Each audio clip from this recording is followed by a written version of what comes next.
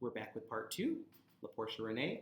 We're talking about your 1-2 punch of Diamonds and Halo. At that point, you had kind of solidified the front-runner situation. And I had read that you'd said there was a little, that was not an easy spot to be in. And we know Idol loves a growth arc. And you, as a student of Idol history, probably knew that too. And if you're peaking at top 10, top 12, was there a fear of like, well, what the heck do I do to grow and get better?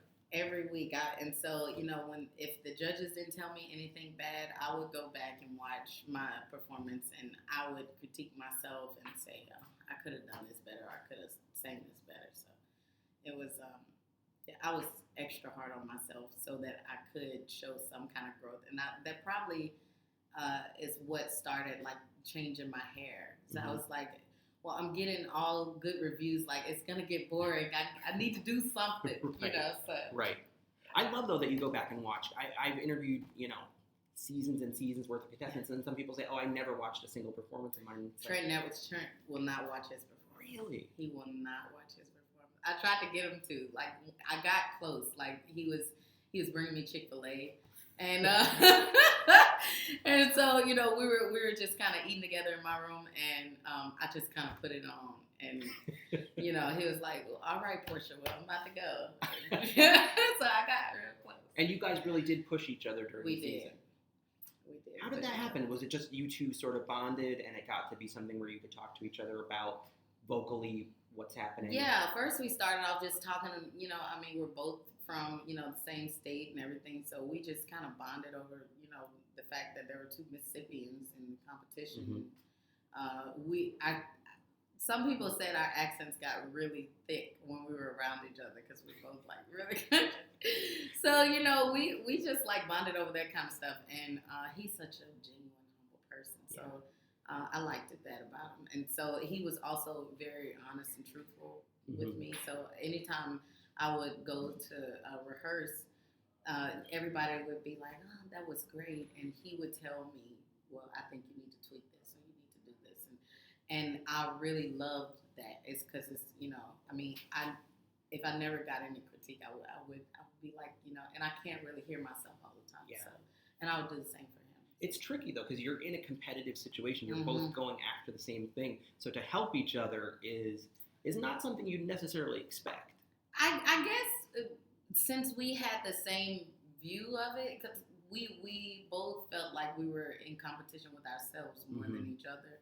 So it was kind of like a comfort zone. It was like, even if I help you do a better you, that doesn't necessarily mean that your better you is going to be my better you, type thing. I gotcha.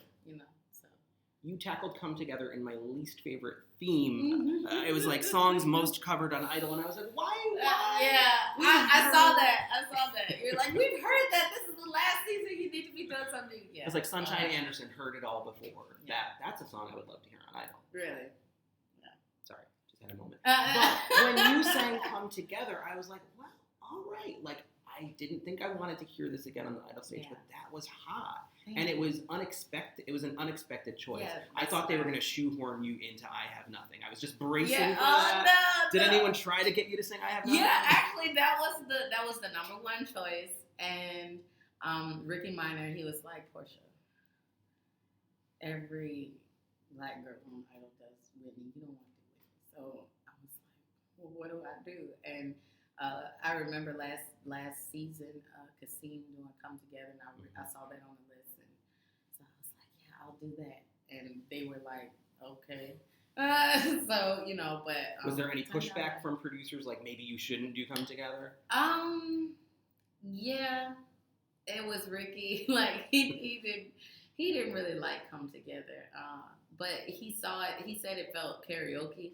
But I hadn't learned the song yet. I was just reading it. So after I got into it and I learned, the lyrics and everything, it kind of. And it's one of those songs where the lyrics are kind of like a little bit nonsense lyrics. It is. It's more about a groove and a feeling than it is. Yeah. How do you approach something like that? You research. I research every single song like to the core of what I do, because I need to learn what the artist wanted to say, and then what I get from the song. And when I researched it and researched the lyrics and what they meant, they were describing a beetle. Mm-hmm. Each verse was describing a beetle. So when I was like, oh, that's cool. So, I kind of approached it as like a storytelling Mm-hmm. kind of thing. Oh, very cool. You had after that your 1-2 punch of Ready for Love and No More Drama. Couldn't be like vibe-wise more different. One is this reserved and regal moment, and one is just throw it down on the stage craziness. What was it like having those two vibes in one episode? How did you get yourself into the right headspace to hit those two notes? I think because our packages were really deep that week. Why they did that to us, I don't know, because we were just crying and we were all scared that we weren't even going to be able to sing our song. And can you hear your packages play? Yeah, we can. Oh, yeah, it was terrible. But I kind of, they warned me, okay, this is when we're going to, talk about your story a little bit more. So when America, those were in the list and I chose those two, I wanted to display Breaking Out, which was the No More Drama, and I also wanted to display Because I've Grown and Healed, I'm now, ready for this. So it kind of like went with the packages. They almost should have reversed the order of the songs. Yeah. Interesting. And what's it like? I mean, there was a moment in No More Drama where it seemed like emotion was going to get the best of your vocal. What's it like? Had you ever performed where something like that had happened, where you'd had that emotional feeling creeping up in you? No, not like this. The emotions inside my body, I can't even describe it. It was like I was gonna explode. I just felt. I hadn't rehearsed it the whole week because every time I went to rehearse it, I would start crying and couldn't get. Oh wow! I hadn't sang it the whole week, and they were like, "Just save it for the show. Then this is something that needs to happen." And like an hour before the show, I went to Scott. I was like, "I can't do it. I can't sing this song." Like it was that, It was. What did you want to do? I just want to fall to my knees, every time I got ready to sing it because the lyric hit so close to home. Yeah. I mean, it was home basically. So I just had to. I wanted to give other people that moment too. Yeah. So that's the only way I got through the song is actually, thinking, well, there are more people who's gone through this.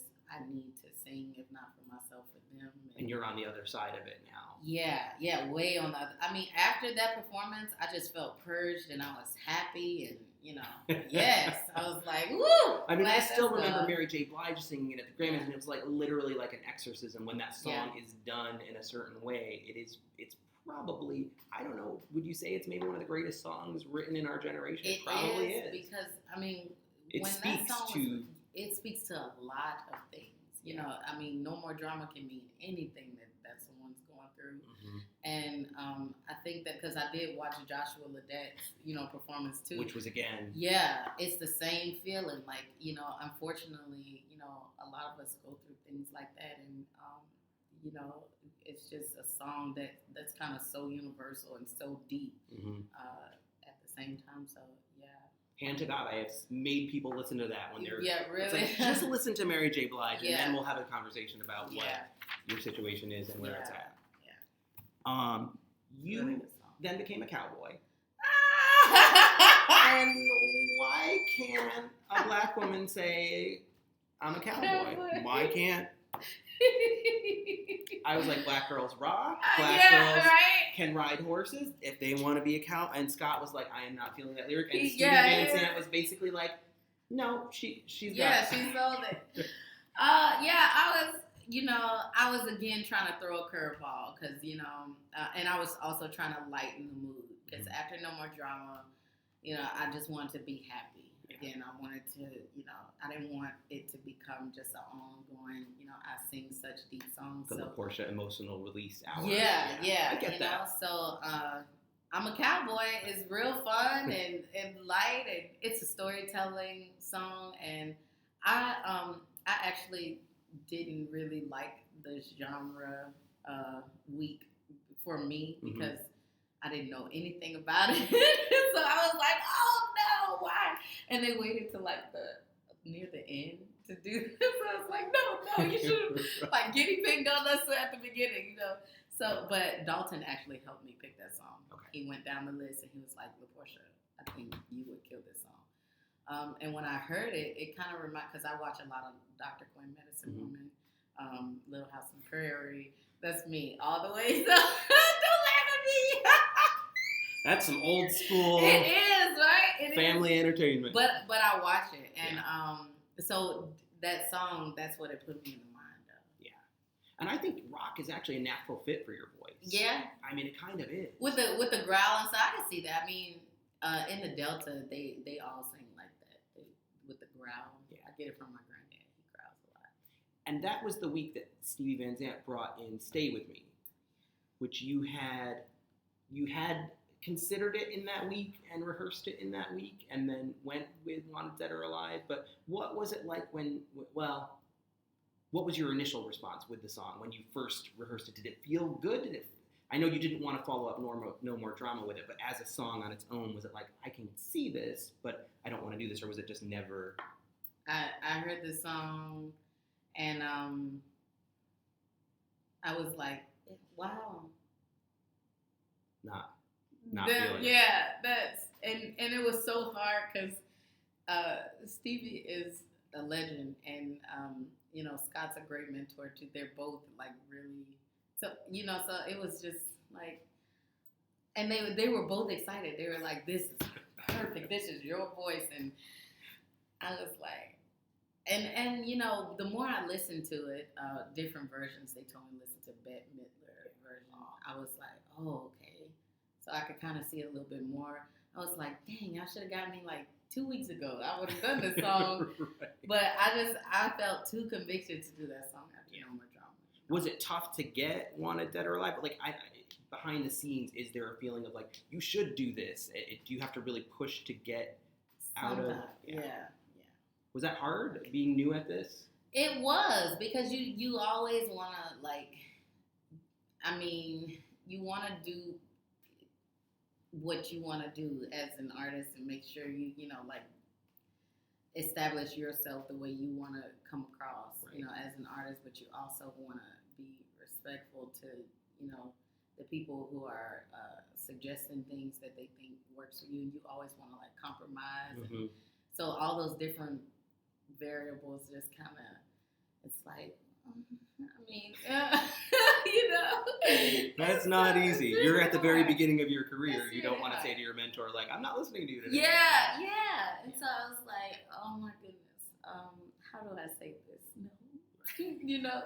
It's really hard. Your bookend that week was Sia's Elastic Heart. I loved the intro with just the drums, and I was like, why didn't it just stay in that space? Because I wanted it too. Really? Yeah, I did. But they compromised. Okay. And they did the beginning and just drums. But the real thing I wanted was, like, 4 drummers and shirts off. Yeah, I did. And like, like an African vibe. Yes. Like, it makes absolutely, I see it. I see it. It was supposed to be like, African queen. But we couldn't. Scott it was a family show, so they were like, shirts off. And then I was like, well, what about tank tops? It would have been amazing. Yeah, right? And there's, And I wanted to come out in a forest green trench coat. They didn't like the trench coat. I'm trying to, I can visualize that too. It was good. It was like a hard look, and I had my hair up. Wow. We missed out. What could have been? When you talk about, like, the judges didn't give you a whole lot of critique or negative feedback, was there 1 or 2 performances that you look back on and be like, that was not my best work? Wish I could have had a chance to redo that. Definitely Wanted Dead or Alive. You missed the lyric there, I missed the lyric, and I didn't hit the high note like I wanted to at the end. And it was because I forgot to mix, like, between falsetto and belt, and I just tried to belt it out full on. See, that's Melinda Doolittle is going to have a field day with me, because she was like, Mike, if you were going to give her a B on anything, that was the one. Yeah, that should have been like a C. Like, that was terrible, seriously. And anything else that you wish you could have, if there was one other, or was that the one that sticks out to you? I wish I could have dug deeper in Glory a little bit, and I also wish I could have went somewhere else with Hello. And the only reason I didn't was because I did 3 songs, and so I was trying to make sure my voice was there for all 3. So I didn't want to. I was at a point where I couldn't give all 3 like my 100. Right. Because my voice would have been shot from a vocal standpoint. Yeah. I think this is a perfect time to wrap, and then we'll get to just